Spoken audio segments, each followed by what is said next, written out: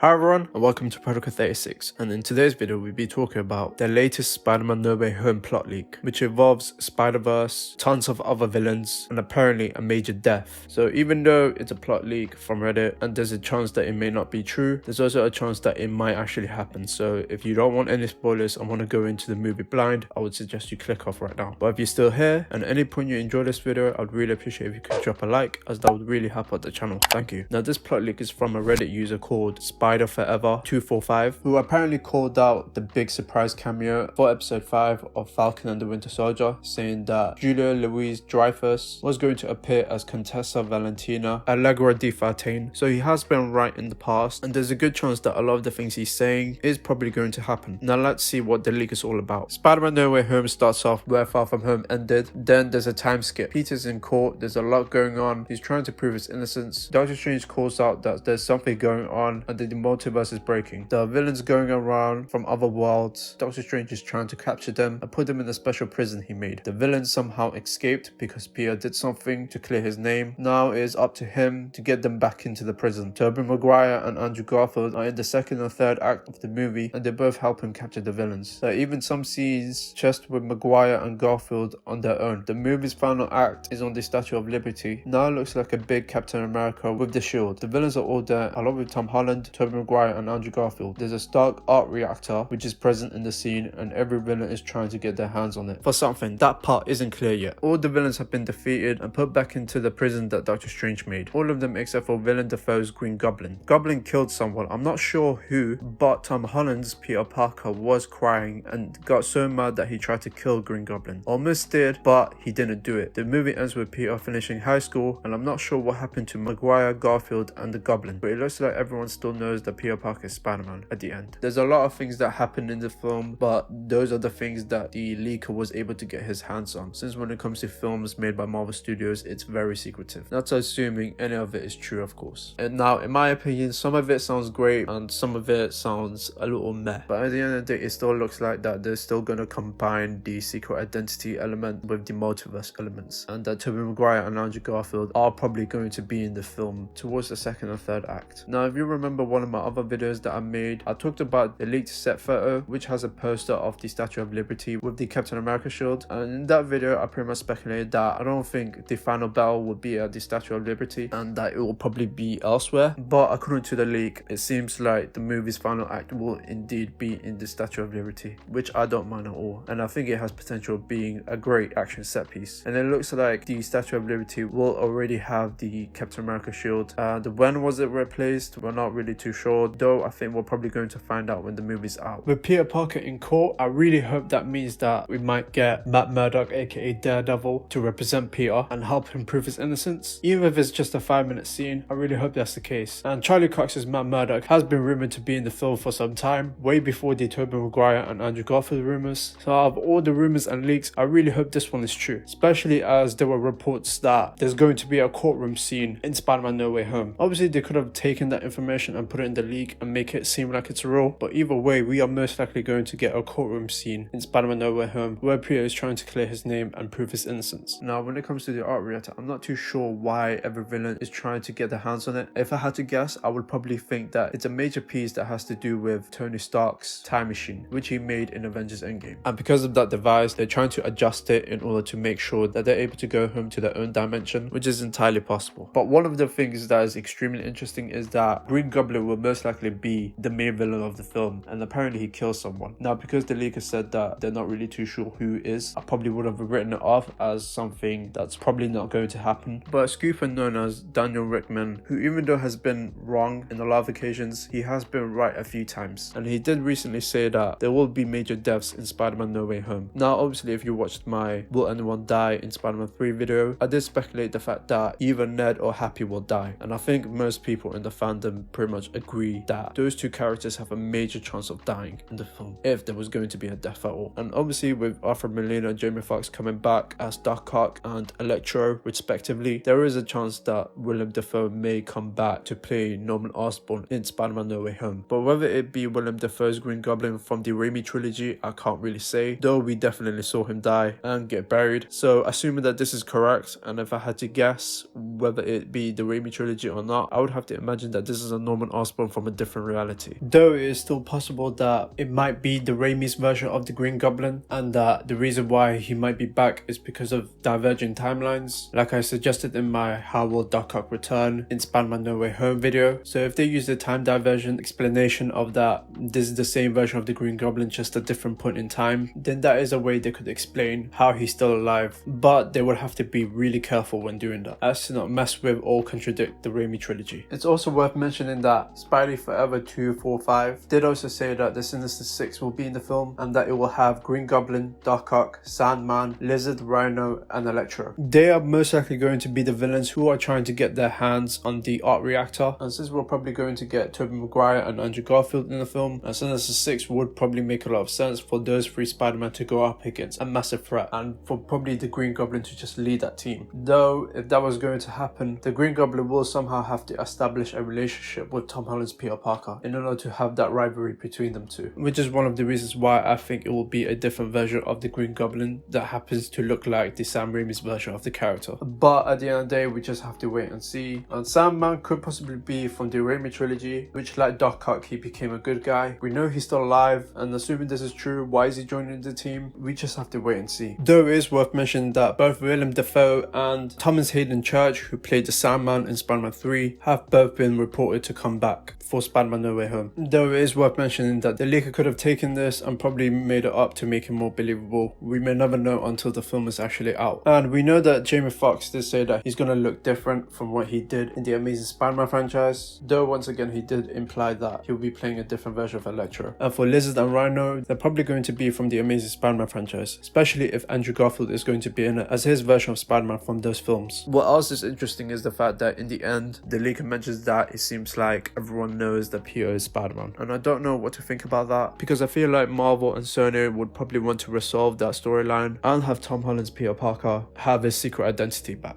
Especially the set photos, which was released around January, I think, that pretty much shows Peter Parker in public walking towards the Peter Pan bakery store. So if I had to speculate, I still think Peter Parker will gain his secret identity back. And by the end of the film, everyone will pretty much think that Peter Parker and Spider-Man are not the same person. And it seems like the leaker isn't really too sure if everyone will still know that Peter is Spider-Man. So there's a chance that that might not happen. However, what about you guys? What do you think of the plot leak? Do you think it's real or do you think it's fake? Let me know in the comments down below. I would love to hear your thoughts. Don't forget to follow me on Instagram and Twitter. If you enjoyed this video, please like, and want more, subscribe. To begin, Protocol 36.